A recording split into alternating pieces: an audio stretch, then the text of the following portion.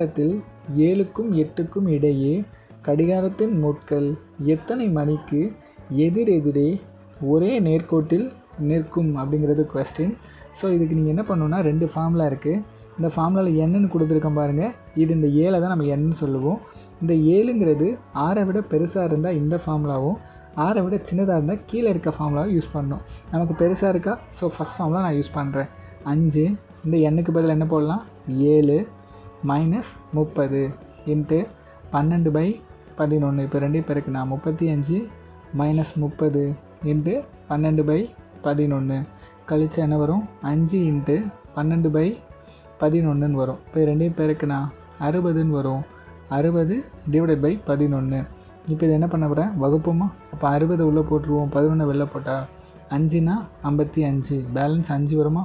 அப்போ அந்த 5 மேலே போட்டுறேன், கீழே 11 இங்கிட்டு 5. இதான் என்னது